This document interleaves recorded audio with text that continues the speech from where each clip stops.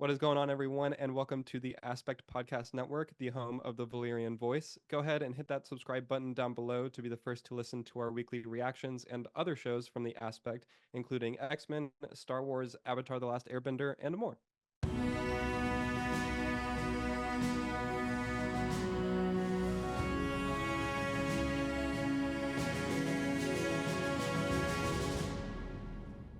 What is going on, everyone, and welcome to the Valyrian Voice here on the Aspect Network. I'm one of your hosts, Alex Batts, and joining me every week to discuss the latest and greatest in the world of Westeros is Hamed Alazzamy. Hamed, how are you doing?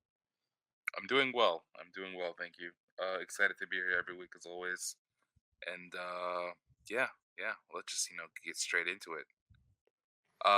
Let's kick off this week's show by just diving into our overall thoughts and reactions to this episode. Alex, what did you think of season two, episode two, Brothers in Arms? I really loved this episode. I feel like I'm gonna definitely end up sounding like a broken record throughout the season because I feel pretty inclined to enjoy this show, but like Mhm. they just keep doing a great job. I think that this episode was, I just kept on thinking like the most dramatic. Like it's just drama all the way through. There were a handful of scenes where it's like pretty extended. We talked about this some last week of the show really hitting its stride and like capturing the conversational aspect of like the Game of Thrones feel. And like there's a couple of scenes in this episode that are like pretty lengthy that like stay in a singular room that are just like two or three characters just going back and forth and going at it and like staying in the emotion and the like intensity that's happening there, and like that happens a handful of times in this episode, and it's always done incredibly well. Like the actors are insane in this episode. Like everyone is bringing the top tier, like the highest caliber that they possibly can to the show, and it really like you feel it in these scenes. um and it was just awesome to see and to watch. So yeah, I thought that it was really good. I did a good job of picking up with where we left off, um with the tragedy at the end of last episode, and like where the characters end up here and how they all react in the different ways that they react. I thought that it did like a really, really good job of capturing that and kind of like lowering us, not lowering isn't exactly the right word, but like getting us back into the world after that, like intense, what happened at the end of last week, and like getting back into it and not easing into it, but like really like um getting the audience adjusted to like, okay, well, this is the world post that happening, you know. So I thought they did a really good job with that. But what did you think on this episode overall? Honestly, I'm pretty much gonna agree with you. And that's gonna happen a lot this season. Like I think you and I are pretty much gonna be yes men this entire season. Right, yeah. Um But no, I definitely agree. I thought that this episode, it's technically considered filler if you really look at it like in a specific aspect, but it's like filler in the best way possible. Yeah. You're getting everyone's reactions, you're getting everyone's like their aspects on the situation from both sides, from House Black and House Green, Hmm. and how everyone pretty much deals with grief and loss and anger and I just thought it was fantastic. I really enjoyed the fact that we saw, like I said, everyone's reactions to it. There was basically no one left out. We saw how everyone grieves. We saw how everyone, reacts and the steps that they take afterwards. Um, I just really want to pick up on your point that there was a lot of extended scenes that really showed the chemistry between the actors. That's first, and secondly, and secondly, the aspect in itself of people discussing their grievances, people taking their anger out on each other, and things like that. I know it sounds like I'm repeating, but it was a very underrated episode for me. I think it's gonna go like genuinely under the radar because it wasn't like action heavy, but Yeah. story wise, it was just fantastic. Yeah, I definitely agree with that point because if you want, because people are very um quick to label episodes and shows as like filler and whatnot. And I think because they're like, oh well, this doesn't do anything for like the plot or whatever that means, you know. But like, and so if you want to break it down that way, like, yeah, the main there's a couple of things that happen here, and the mostly plot relevant thing as far as like driving the further conflicts down the road like doesn't happen until the end of the episode. But like there's so much important character stuff and interpersonal things that are going on just throughout the entire episode. And like you said, just really seeing like all of the actors like bounce off of each other and carry that weight. And yeah, like it literally is just a whole like reaction episode essentially. Like everyone is just reeling from that death and dealing with it, and how that then like sets up everything that's to come from that and that will like spring out from that. um so yeah, it was I agree that I definitely think that especially as we get further into the season and we start getting into these like, I mean, even in the little like trailer thing that it had at the end of this episode where it was like next week, you know, on House of the Dragon, and like seeing the more like dramatic and like action or battle heavy stuff that's gonna go down, like I do think that this one will get kind of like it will fall on people's rankings or like as far as how people talk about this episode. But like this is really like, I know we said it last week as far as the show hitting its like Game of Thrones stride. This is really like this is the peak, I think, of what the drama that really initially captured people's interest with Game of Thrones like hits. It does such a good job of that. Um, and everyone just really shines in it. But yeah, I think those are that. I think that's pretty good for like overall thoughts. We'll take a quick break, but whenever we come back, we're going to be diving deeper into the episode and some of our favorite moments from the episode. So we'll be right back.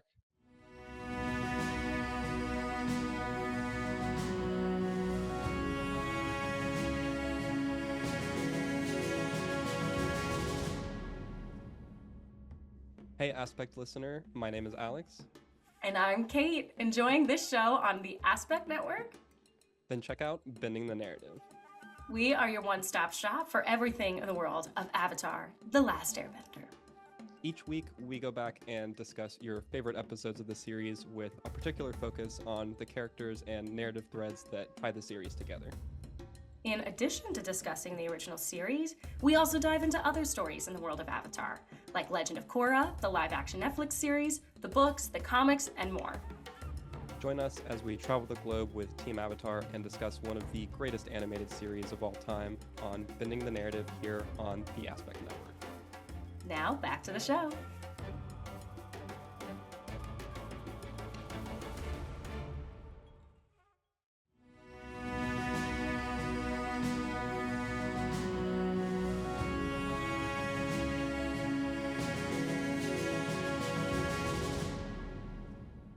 Welcome back to the Valyrian Voice. Before the break, we discussed our overall thoughts on Season 2, Episode 2, but now we want to dive a bit deeper into some of our favorite moments from the episode. So, Hamed, what were some of your favorite moments, the moments that stood out the most to you from Brothers in Arms? I had a lot actually. Like we talked about before, pretty much it was the conversational aspect between Hmm. the characters and how he dealt with loss and their grievances. I really liked how we saw both like the good and the bad. Like we saw how people react, such as Aegon. Aegon just immediately went into rage mode. Yeah. He didn't care about who was in front of him. He didn't care about his reaction or how could be perceived by by his subjects. He just wanted revenge, nothing more, nothing less. And then there were other people who took it in a quote unquote wise manner, in a way that kind of showed their intellect, such as Otto Hightower, and how he, instead of just grieving for his grandson, technically, Great. um, Okay. See, I want to talk about this briefly to I interject. didn't like that. I did not like Okay. that. He's his great grandson, but because Yeah, he's dude. Okay, that's the thing that I was gonna say. It's his great grandson, right? Like I'm not just like wrong in that. Like he says grandson, but it's his great grandson because like it's Alicent and then Aegon and then Jaehaerys. Like there's, but they just said I mean, grandson, which I mean, like I if the guess it's still parents it's not if the parents are inaccurate, sibling, but like yeah, that's what I'm saying. If the parents are siblings, does that technically mean he's his great grandson? If we're yeah, talking about still like it's another generation bloodlines, no, removed, he's supposed to right? be his great grandson. Yeah, like You know that's how that that that happened. threw me off. I know they said that and they said it twice, and I was like, well, that's not okay. Sorry, that was just as like I like. No, no, no, no. I was actually gonna get to that actually. I the entire time, like I'm literally sitting down thinking, I'm like, okay, Otto Hightower, he gave what's it called Alicent is his daughter, who got married to Viserys, who gave birth. Like Mhm. I'm literally reviewing the entire bloodline, Yeah, no, I and then went over just it to like 4 hear him times in my say, head, "Oh, and I was like, "This is he, not." he was my grandson," I'm just like, what? And then later in the episode, he refers to Aegon as his grandson as well, and he's technically the father. So Yeah, I'm dude. just like, that was Like, bro, pick just one. like I didn't understand the logic behind it, and I'm not gonna go ahead and like call it a mistake.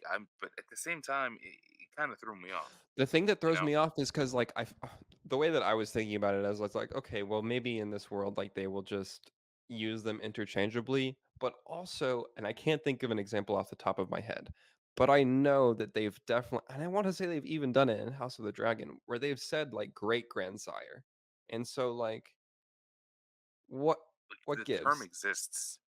Yeah, like, I The know. term exists. I just don't understand why they didn't use it. But yeah, that was definitely something. Speaking of Otto Hightower, I thought honestly he was my favorite character this episode. I Dude, thought I'm so mad that I seeing liked that him. side of him, I know, like it's like that one meme where it's like the worst person you've ever known, like he's just made a great point. Yeah. Ah, God, I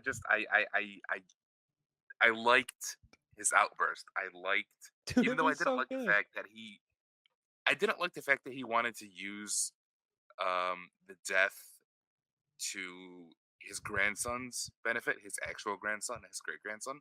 Mhm. Um, but at the same time, I could not help but admire his outburst at Aegon during the end of the episode. Oh, yeah. And honestly, I did not expect Aegon. Like I saw it coming. I think we all saw it coming that Aegon was going to eventually push out Otto Hightower as Yeah, as right. They head of the planted that king. seed last week. We talked about that briefly, yeah. Yeah, yeah. He's. I just didn't know it was going to be this soon, and I did not think that the actual worst person on the show, Sir Criston Cole, was going to be head of the Dude, kingdom. that guy is I trash. hate that guy so much. I Oh, hate he's him. so I bad. hate him so much. No, Just seeing him talk to Sir Eric and tell him that Oh, you're bro. sullying the name Dude, talk about of projection, bro. oh Talk about, my like, god. just having the most guilt and being like, "I need to take this out on someone, but I can't come clean myself." And him being dude, the audacity Over what? A muddy of cape? him on him being like, to Alicent being like, "There's no absolution for what I've done," and then being like, but I can send this dude to his death." Like, fuck Right. off, man. Like, you're the worst. Um, Oh my no, god, that guy is I the actual worst. yeah, I can't stand him. I'm really glad that you brought up Otto because that was one of the points I was gonna say is that I can't believe that he was arguably my favorite character of the episode, and I think that that scene specifically that you were mentioning with his outburst is like maybe my favorite scene of the episode. He is so good, and like I absolutely lived for him just yelling at Aegon and being like, "You absolute idiot! Like, do you have any brain cells in there? Like, is there anything happening in that like inside your head?" Um, it was so good. Like, and yeah, I mean, I agree that the what like earlier in the episode when they're having the council meeting right after, and trying to figure out the best way to spin the tragedy that has happened, and he's like, "Well, you know, we should probably like parade him through." I mean, he doesn't say he specifically is like, it's not a parade of him through the streets, it's all of this um, and like, yeah, that is like terrible, and you're not supposed to like it, I don't think, but like, it is definitely like the absolute smartest thing they can do in that position. Like, Politically, It's yes, of course. No, I agree. yeah, I like definitely agree. What I was yeah. gonna mention. Wait, I'm sorry. Were you finished with your point? Yeah, no, that yeah, I was just gonna say that like it's definitely the smartest thing that they could have done. And like it's Yeah, terrible, but you're like, you gotta take advantage of what you can. it's a political standpoint that you really just gotta you either take advantage of it or you let it slide, and he did. And when Aegon took the rat catchers and hung them all, he was right when Otto was saying that all the things that we've done, we paraded your son around in order to gain sympathy, and you threw that all away the second you killed innocent men. And I Yeah. didn't see that coming from Otto. I did not see him telling, you killed brothers and sons and fathers. And I just didn't see that coming. And the thing, I think my favorite part of that scene was when he started talking about Viserys, when he started mentioning Oh, him in dude. like that good light, Bro, especially chills. after, we saw most of season one when he was essentially manipulating Viserys into, Mhm. marrying his daughter for his own gain. To see Yeah. him talk about him in a good light, I kind of feel like there's some development there for Otto Hightower.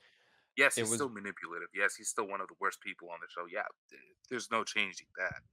But at least like he could be redeemable in an aspect if that makes sense.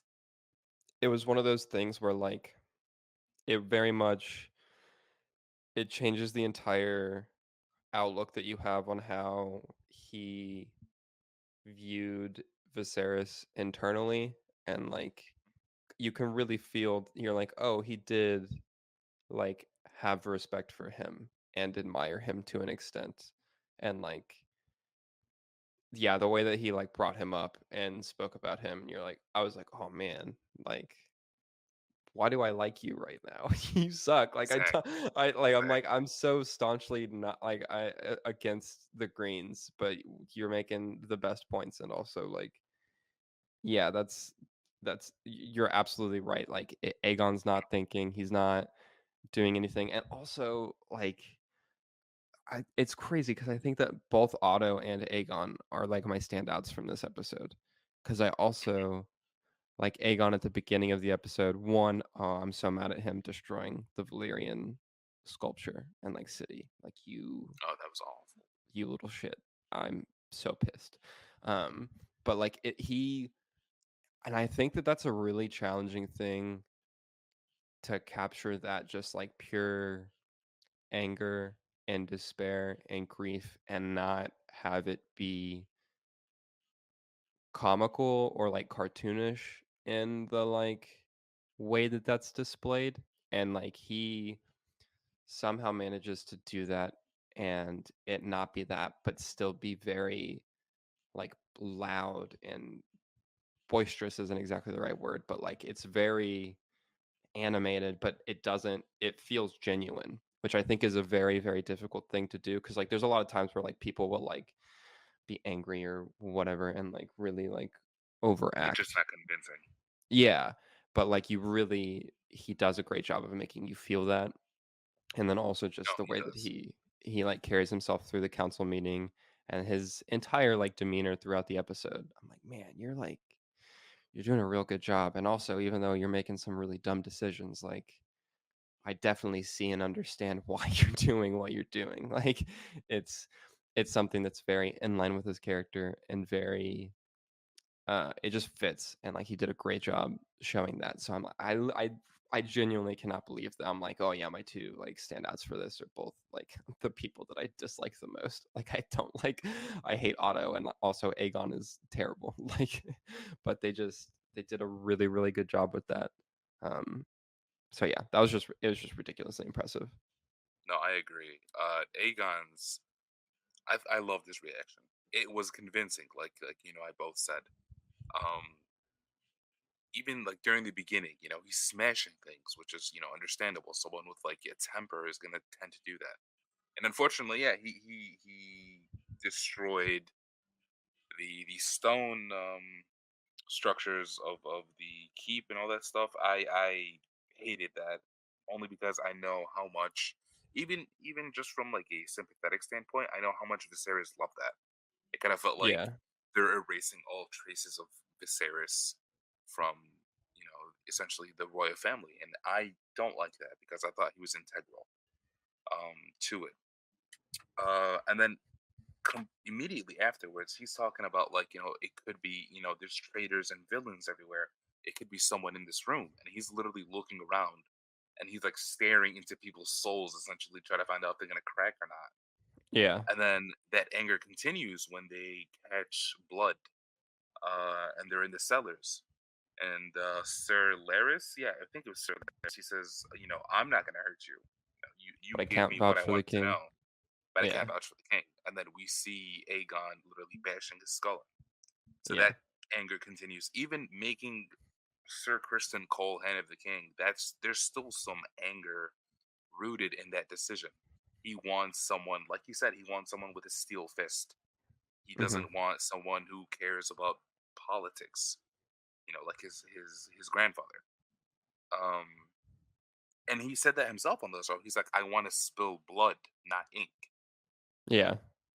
I mean, yeah, And then, literally the line where he's like, uh, "Fuck dignity, I want revenge." Like that's just, I yeah, mean, that's his that, whole that MO that's just rooted now. in anger, and it was very Yeah. convincing. On the other hand, some others, I wasn't super convinced by their performance. I didn't like Aemond. I did not like Aemond at all. Really? I I I get the fact that he's grieving in his own way, and he's essentially having a therapy session, and that's okay. That's totally okay. But his demeanor throughout the show so far has been nothing less of like dickish. So like, I mean, where is yeah. this guilt coming from? I think Like, that his guilt is in the fact that, like, he's the one who, I mean, it's his fault. Obviously, he's not the one who, like, sent blood and cheese, right? But, like, that wouldn't have happened if he wouldn't have it done what he wouldn't have did happened last if he didn't season. kill. Yeah, if he didn't kill Lucerys. Yeah. So, like, I think that, and he also, I mean, he's just the smarter version of Aegon is the thing. And also Essentially, this, and the slightly more like eccentric version as well. Which I do like, but it's the like he understands the bigger picture in a way that I don't think Aegon will ever be capable of doing. And so it's in the sense that like, and I mean, I think that I think it shines in the way that he talks to, I don't even know if she's named, the I don't think she is. brothel like owner or whatever. Um, but where he's basically like, I secretly, I don't remember the exact verbiage that he uses, but basically saying that he likes and is proud of the fact that Damon views him as that much of a threat where he has to try to kill him in his bed, right? And it's thinking like that's showing how much more he's thinking about it in a broad sense, whereas Aegon is just like, well, they were just trying to kill and get to me, right? Or get to my children. And like that's not what was happening. They were trying to take out the more pivotal long-term problem, which is Aemond and Right. Vagar, right? And so like it's him saying it like that and just understanding. And I think that he also I loved him seeing the passageway be open in his room. Um I thought that was really cool. Like just the small little, I loved how, this is a small thing, but I loved how many just like, they're not exactly random, but the more like, I mean, for lack of a better phrase, just like artsy, like artistic shots that were in this episode. Like there's a lot of Yeah. them where they're Yeah. just like The one not that stood out to me was Rhaenyra's. I thought that was fantastic. the eye pull when it's Yes. yeah, Love that the so much. pulls focus on the one eye, and that's such a wild thing to be able to do too, because those are so like it really pulls focus to the further eye and then the closer eye, and I'm like that's not a far that's so close. Yeah, that was really cool. But they do that like throughout the episode, which was really great. um yeah, I mean Aemond, I think he especially is gonna, I'm interested to see how he evolves throughout the season for sure. No, I, But I, yeah. I I totally agree with that. I didn't like I said, I guess it's more of a personal thing with me. I'm not saying that him showing, his grievances, by going to therapy. Essentially, is I'm not saying that's wrong. I just Mhm. didn't like his portrayal, Yeah. and I swear I am not body shaming or anything like that, but the guy looked like Voldemort. That one Dude, specific scene. I don't know if you watched oh, Harry Potter. I have seen Harry Potter. I like Okay, that they made him look like that. I think it's really contrast to I what get you it. would expect I to get. see. Yeah, you don't see someone as eccentric as him, as cunning as him, someone with his importance to the family, essentially look like that. Yeah. I get your point. I totally get your point. But it's funny, honestly. Like the second I saw him, I thought of Voldemort. That one scene in the absolute in the Deathly Hollows movie during Mhm. the Harry Potter during the scene where he like started having visions and stuff and started talking to Dumbledore. Not to go off topic, but yeah, it was just something that came up in my mind. I mean, it was very jarring, for sure. It was no, it definitely was. I did not expect to see that, and I'm not saying it was a bad choice. I'm just saying what came to mind. But Yeah. overall, like I said, episode itself was just beyond fantastic. Yeah, Um, I think the Damon and Rhaenyra conversation was also very interesting and yeah, very I was gonna talk about that. During our next point, like when we talk about like what we're expecting going forward, because I'm starting to see oh, a really big rift here. yeah. Yeah, I think yeah, we can dive into that more in the second section. I do there was a specific camera movement in that scene though that I literally was like, the American Psycho Christian Bale like, "Ooh, nice," like gif that everyone uses. Yes, yes. That literally was me. That was my reaction whenever it's when he's still sitting at the table and the camera's on her while she's like on one side of it and she like walks around to get closer to him and like leans in and the way the camera like pans back and curves like around him it's just like a very smooth and like stays Oh, I focused on think I know what her you're talking about. Yeah, and I was that was like, great. "Oh." I was like, "Oh, that was so good." And that was an example of like That was keeping great. it like keeps the tension and the engagement with the actor and their performance while still like giving movement in the scene and putting you there and they do that throughout all of these conversation scenes with everyone like even if they're not like 3 4 minute long takes you will get shots like that are like semi extended that do still have movement and like give you that dynamic feel but yeah they're I think that this episode really set them up for how they will be for honestly not even just the rest of the season, but the rest of the show. I think. But we'll talk about that more in the next section. Yeah, The we got to as another point about the main body of the episode. Speaking of body, we got to we saw Jaharis. Um, yeah. that whole sequence was definitely something. I think that they did it. I thought that I was mean, really well. I thought seeing Helena's reaction and Allison's eye watching her the entire time, I thought that was great. yeah, same. I And that was wasn't. I another. thought, I really thought they were like. I thought that they sewed the head back on. I thought they were Yeah, just gonna keep them separate. so did I. I feel like that would have because I thought at first that it was going to be them like completely wrapped, and you were gonna see like the two sections, Yeah, I like thought. Yeah, step like you're like not gonna see any part of Jaehaerys, but I thought he was gonna be completely covered, and they I were just thought they gonna were end. going for like a shock effect, and that's not how you go for that. You don't I mean, like I take get away it. the monstrosity of the crime by sewing the head back together. You really want to show people the the the the graphic nature of the murder. You know? Yeah, I mean, I still think yeah, you do get it across to some extent, but I definitely, and especially with the way that like it looked in some of the opening shots of that scene whenever they were like leaving the Red Keep, it looked like he was fully wrapped still. I guess that's maybe just his like hair because it's that It could have same been. same color. It could have been. Um, yeah, no, that scene I think was done really well. I think Helena, her performance was great and really the like I liked. the exchange between her and Alicent before where she's like, "Well, I don't want to do that." And Alicent's like, "Neither do I." And you're like, "Damn. Yeah, this sucks." Like y'all are this is a pretty bad position. But I think that they heeded what Otto was like, this is the right thing to do. It's also I think that that was another example, and it's being emphasized slightly less in this season than it was in the first one, but it's continuing to hammer home the fact and the idea that in this world, like, the men can do anything that they want, and they're given a lot more um, grace as far as like what they have to do. Or like Otto's like, well, you two definitely need to be there for the realm to see you, but like we can spare the king like having to do that. And it's like, all Why would right, you? I mean, I didn't understand that part, but I guess it I, was more of a precaution because he was, pretty much in rage mode.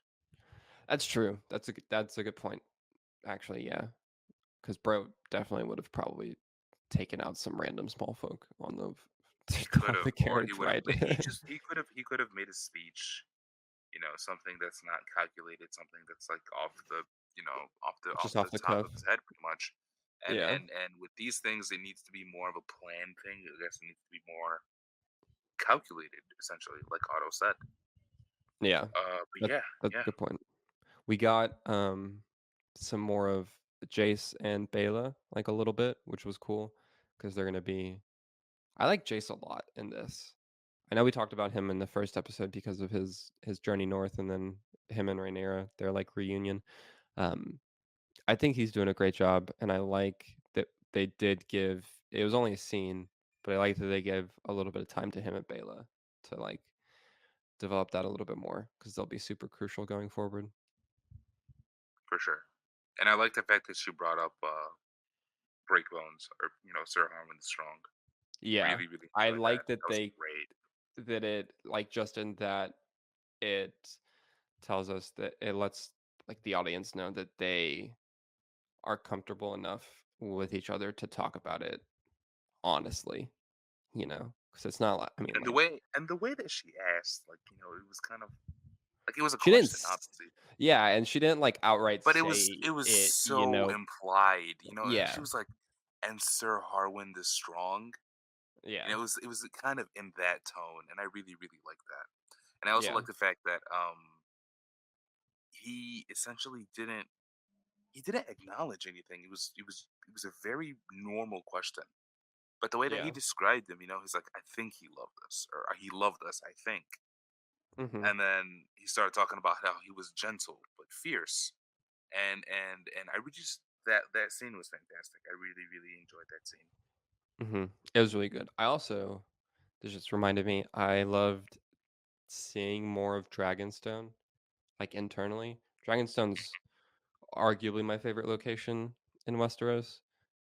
I just think the design is super sick, and so I liked seeing like the library area that Rhaenyra was in.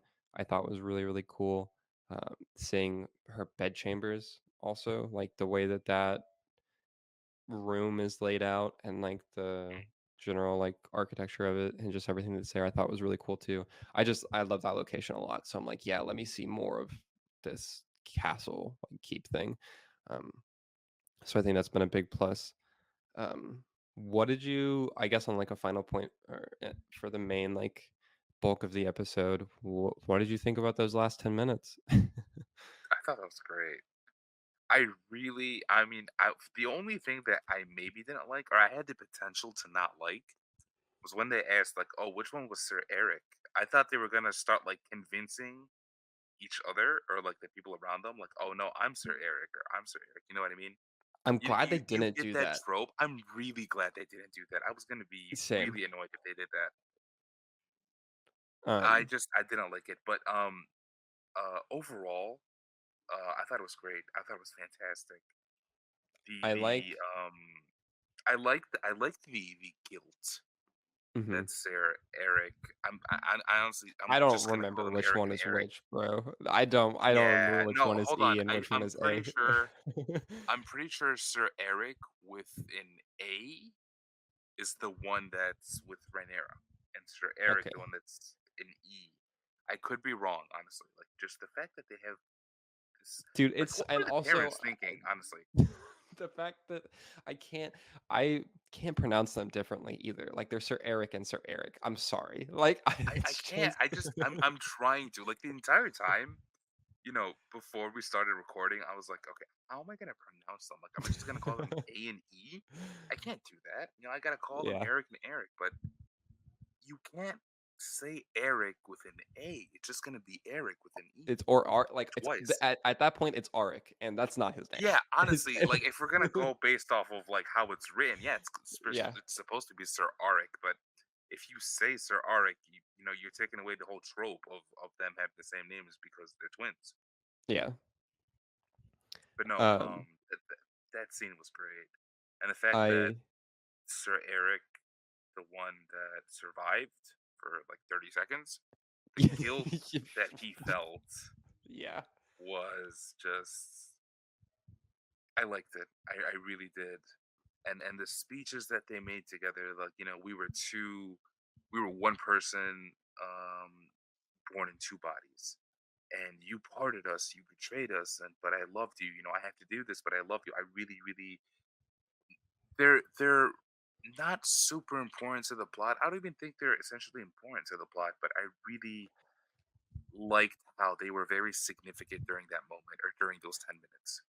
Yeah, and I think it's mostly that they're indicative of the entire dance, right? Like it's family Yes, fighting yes, family. It's just a very um concise concise isn't necessarily the right, but like it's a very focused, like this is what the entire thing is. It's family fighting and killing itself, and there's no good that comes out of it at all. Like it's just tragedy, and that's it, right? And like, and even through that, it's them still being like, "I love you, but I have to do this," and it's like that's not you didn't so really, right? yeah, And you that's really like didn't, honestly. and it it's like this whole thing could have been avoided, and like that's the end. It's just a perfect summary of the entire dance, right? Um, I really did. I loved. So I've been slacking. I have not read any further in Fire and Blood since the last time that we talked. So I still have left off right after Blood and Cheese. So I haven't gotten to this again yet. But I do remember. I know that in the book, the fight takes place in a courtyard, and I believe there are no witnesses, or there at least starts as no witnesses. And I Right. do like the change, which was obviously done for dramatic effect, I where agree. it takes place in Rhaenyra's bedchambers, and I think that it works really, really well. It just adds a layer of tension and drama to it. And I also I love Rhaenyra just like running around and like trying not to die. Like Right. it's Like, she doesn't know who to stand behind at that moment, and I just thought yeah. it was great. Like, it kind of made me chuckle a little bit because, like, literally, if you pick the wrong person, you're done for. Yeah.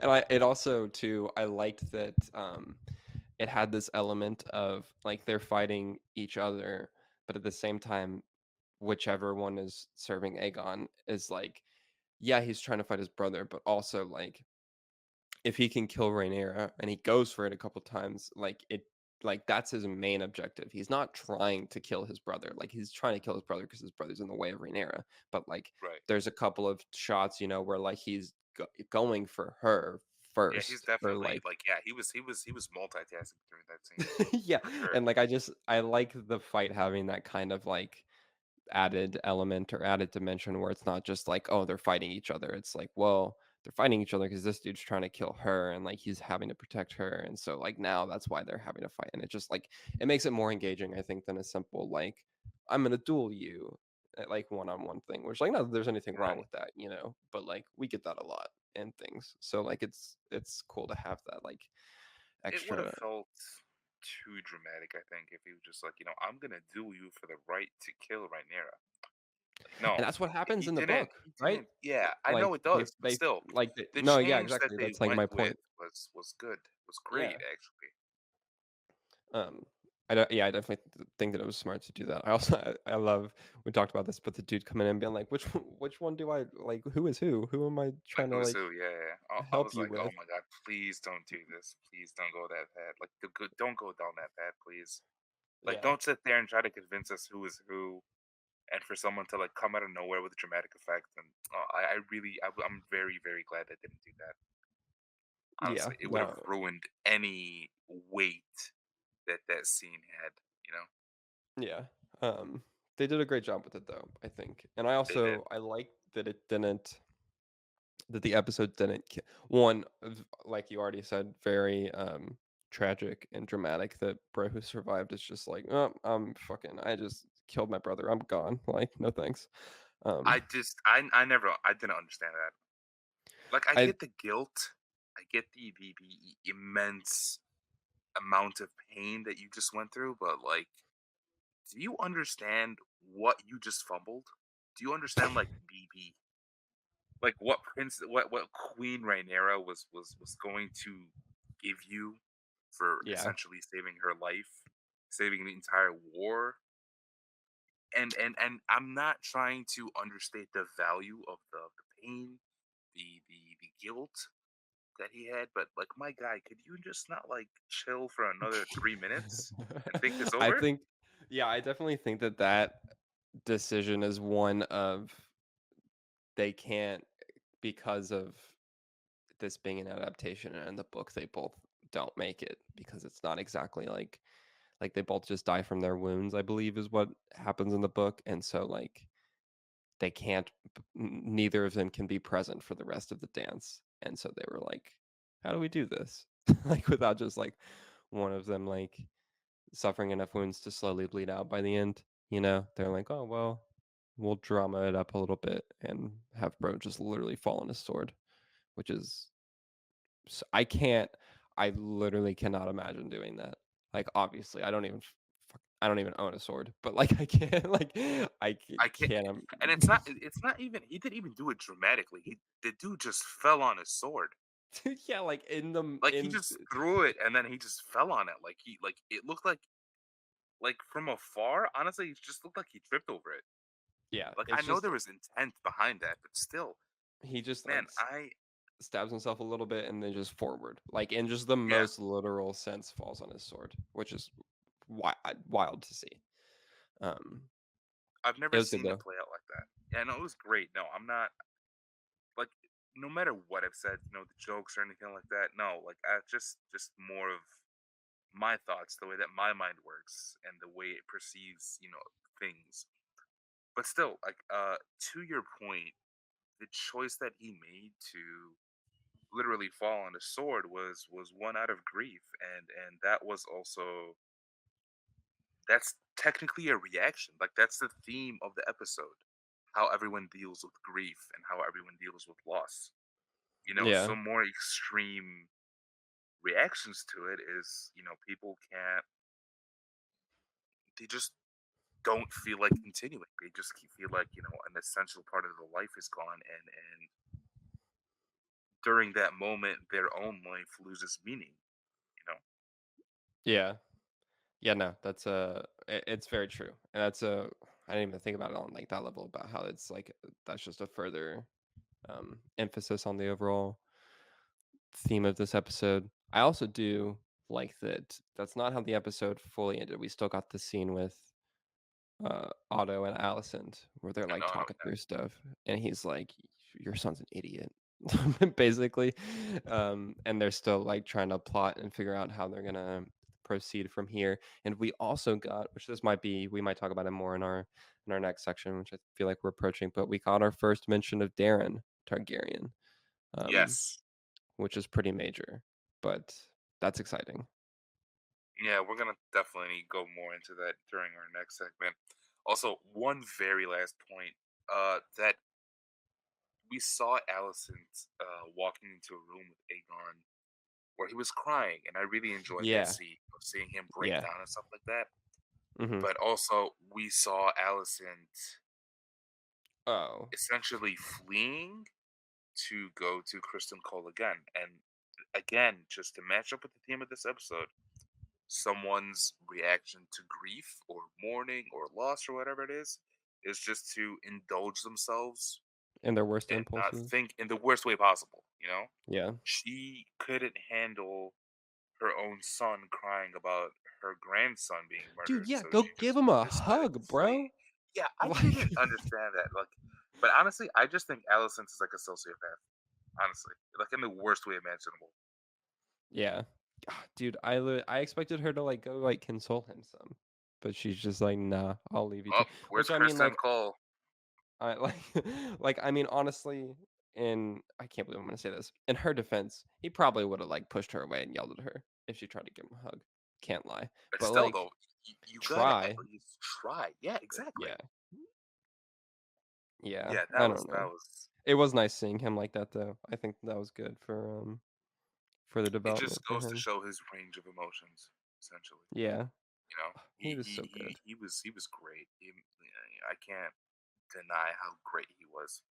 And honestly, last episode he was likable too. You know, when he was talking to we talked about this last episode about Hmm. how he was talking to the common folk and his subjects who were coming to him about the goats or the sheep that were taken from him, and the fact that he wanted to give them back. You know, he's been likable. He hasn't been bad this season.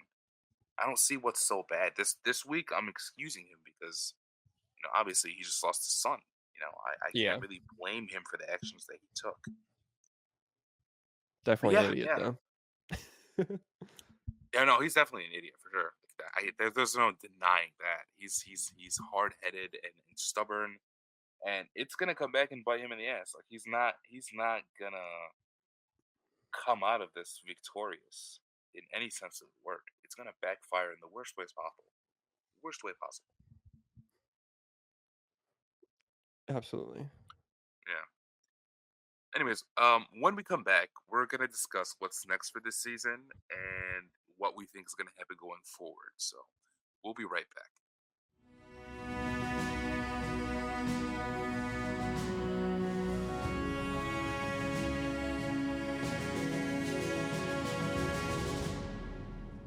Hi, I'm Alex. Enjoying this show on the Aspect Network? Then you should check out my show, Philosophy of X. Each week, I pair an X Men character, story, or concept with a relevant philosophical topic and explore how the two relate to one another.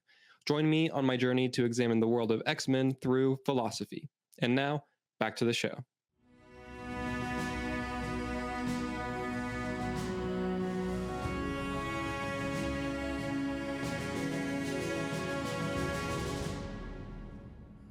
Welcome back to the Valyrian Voice. We've talked a lot about this episode so far, but we still have a lot of season left to cover. Alex, where do you think the show goes from here? So I think that we're due for a battle next episode. First and foremost, they were teasing that kind of in the like next week thing. So I think that we definitely. I think that if we didn't get one, I'm saying this with full confidence. I think that if we didn't get one next episode, that people would start to get antsy and kind of upset.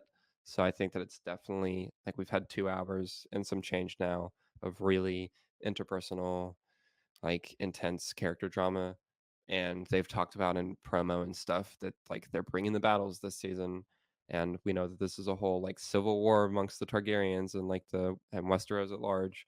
So I think that we're gonna start getting those larger scale conflicts and like the war really escalating, um starting with next episode, which I think is super exciting. We talked about it some last week, I think, but I really like, Game of Thrones did eventually, and like it did start out with this reputation too, with a couple of the episodes like become very infamous for its battles and how well it does those. So I think those are going to be exciting to see. But I think on the longer term for things, the biggest point that I think this episode does is that I don't there's no reconciliation for Damon and Rhaenyra going forward.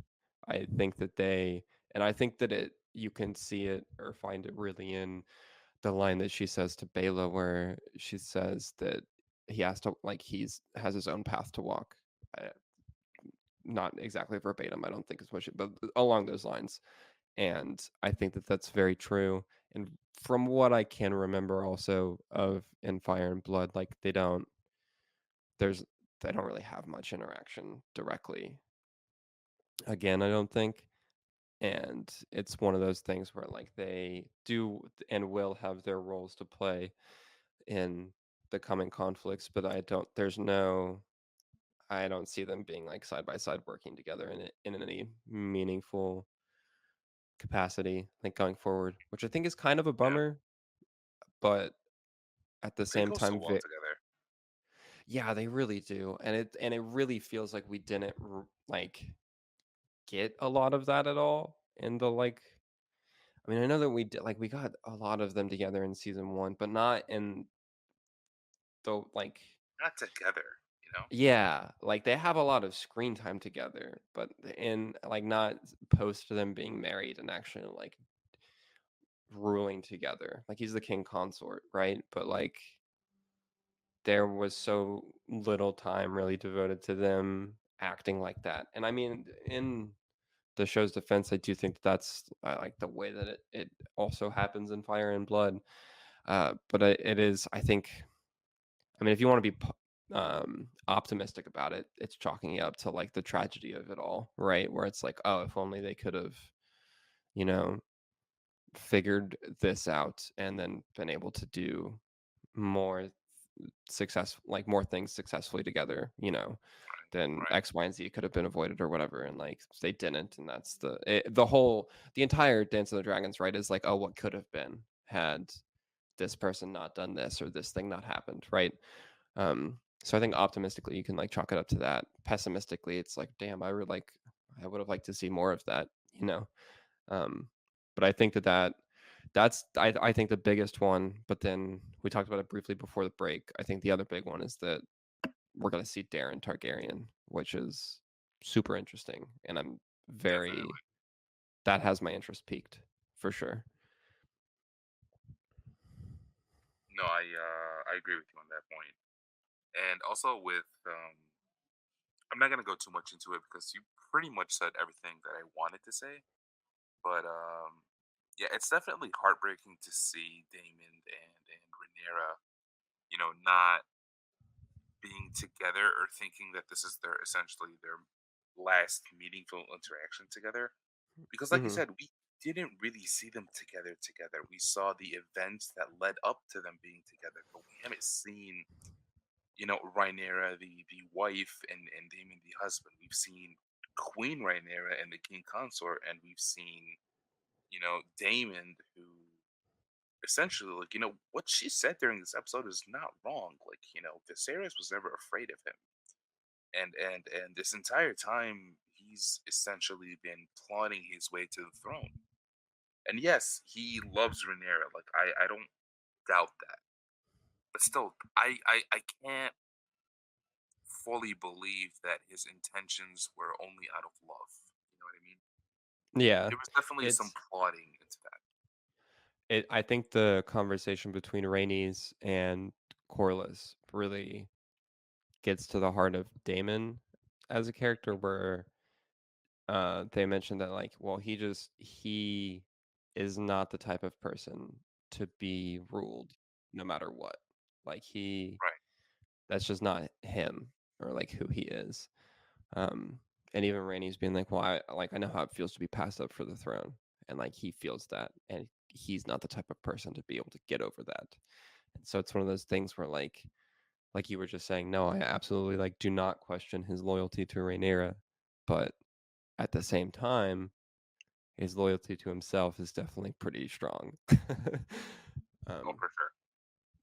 yeah, More than anything. yeah. I Before we talk about Darren, I don't know how much there is to really say about Darren other than the fact that like he's coming, which will be interesting. We It, talked it last week definitely will. about this. I need to see this kid's hair.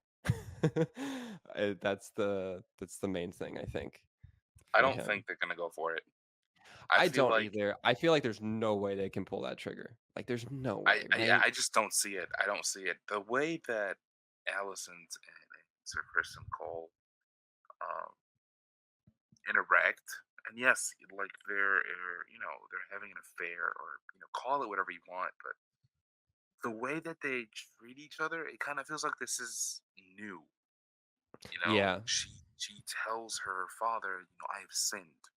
No one I goes. love I No one love goes and says, "I have sinned," after they 3 have a years kid. in. Yeah, you know what I mean? Or yeah, because I don't remember how old Darren's supposed to be. Probably around Aegon's age. Slightly younger, I think, maybe. I think he's, like, a couple years younger. I think Um, so, yeah. I know he's studying to be a maester, so he's not a baby. Um, yeah, so she's not going, like, 10 years after the fact to be like, "Hey, by the way." I also love that he's like, "I don't wanna hear it." Like, Yeah. he's like, "I don't need this on my conscience right now. Keep it to yourself," which is hilarious. Um, the other thing that I feel like the show keeps on setting up, I think this is actually my arguably biggest, if I'm gonna pick a qualm with this season so far, the random ass scenes with, I'm forgetting their names now, but the makers, the shipmasters. The guy who we were talking to, or I think it was Adam. Yeah, Adam and Alan, I think I want to say actually Yeah, it was are their Adam and names. Alan of Hull. Yeah. Yeah, yeah. Okay, and like the names did start to ring a bell, so I do think they play like they do something significant later on in the dance, I want to say, and like the show is very much treating them like they're going to be very important, but like those scenes are definitely the, like, if there's a moment where either of these episodes drag, it's those where I'm like, can we get back to any of the important stuff? Yeah, Like, I did. Yeah, I was like, I'm sorry. What is this goat stew that we are, devoting like at least 5, 6 minutes of screen time to? yeah, and like I get that one And dude yes, saved and Corliss, but come yeah, on. and I get that the fact that he says, "Oh, a real war is brewing." Like, okay, that's great. We We can know have that. anyone else say I it. just like I just saw I know a real war is brewing. Like I just saw a child get beheaded. Like come on. Thanks, It's man. Like, if I kind of felt like the show was telling us, like, in case you guys forgot, like, there's a war coming. Like, no, bro, I get it. yeah. And I'm, so I'm I think watching the show. like those scenes are definitely something that's like set up to be payoff later down the line, but they very much do feel like that, which I think is not the best. It's like you can have things that are obviously payout, like set up to be payoff later down the line, that don't just feel like that's their only purpose. If that makes sense. I don't know if that's the best way to explain that, but yeah, they're fine. Those scenes are fine, but the show is definitely treating it like it's going to be a big thing later down. I mean, Um, I hope it is. Honestly, I'm I mean, gonna, yeah, it'd be cool to get paid. I'm gonna trust the show. Yeah, that's true. That's very true. But definitely, like whenever they pop up, I'm like, oh, this is okay. That's like my like check the runtime left in the episode. I'm like, oh, okay, cool. I got like 40 minutes left or whatever. Like, Yeah, but yeah, those scenes definitely are. They'll be cool when we get to that payoff. For now, exactly. if I'm gonna have a gripe, it's those. Um, but yeah, I think those are most of my thoughts on where we're going, the things to look forward to, big battles. Are you excited for these epic clashes that we're gonna see? Dragons fighting dragons. They keep on teasing it. They keep on being like, once dragons start fighting dragons, it's gonna be terrible. So we know it's coming. I'm honestly looking forward to it more than, like, your standard Game of Thrones battle scene. Like, Yeah. the battle scenes in Game of Thrones are fantastic. If we're gonna go back to the actual Game of Thrones series, we're gonna talk about, the Battle of Blackwater, or the Battle of the Hmm. Bastards. Those were all fantastic. But to have that and just add the elements of dragons, it's Yeah. gonna take it to another level entirely. Hmm. Well, I mean, I think of Like, like Spoils of War, right? Like yeah, that's the best dragon battle scene that we got. I think hands down. Which also wasn't even really like, I mean, it kind of was a battle. It was just like a slaughter, essentially. Like, um, but it yeah, wasn't it's gonna. fair by any aspect. Yeah, Well, yeah, yeah, because the thing there is like, anytime that we had dragons, save for the long night, like we didn't have dragons on both sides of the battlefield. We just had them on one, and so it's gonna be really interesting to see dragon versus dragon, like actual dragon, not ice dragon stuff. We don't have to get into all of that. That's not this yeah. podcast. But um yeah, it's going to be very exciting. It's going to be very cool. Very much. I'm like, again, got to wait another week, which is a bummer, but it happens. Yeah, yeah, it's the worst. But I mean, hey, we're getting content, man. It's been years. You know, That's true. That's true. It's very true. We're what, one, math is hard.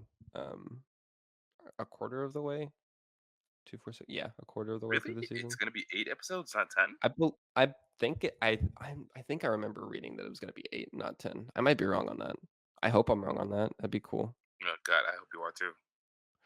Um, but yeah. So I think that that'll just about do it for this episode, unless you had any final thoughts you wanted to throw in before we hit No, that sign off. no, I think we pretty much covered it. Because looking Very forward, like you said, we're not like there's obviously a lot to look forward to, but still, we the main 3 points were dragons fighting dragons, the rift between Daemon and Rhaenyra, and seeing Darren yeah, Targaryen. yeah. It's That pretty much covers it. exciting stuff. But yeah, that'll just about do it this episode. So thank you everyone for tuning in to episode 2 of the Valyrian Voice. Hamed, where can people find you online? You guys can find me at Hamtastic, two C's at the end. Instagram or X/Twitter.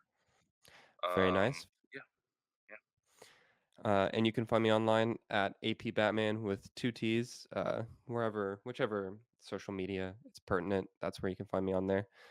Please be sure to subscribe here to The Aspect on YouTube and any platform where podcasts can be found. Follow us on Twitter /X, Instagram, and TikTok at The Aspect Co. Thank you to Peter Fraser for providing our series music. And again, thank you so much for listening, and we'll see you beyond the wall.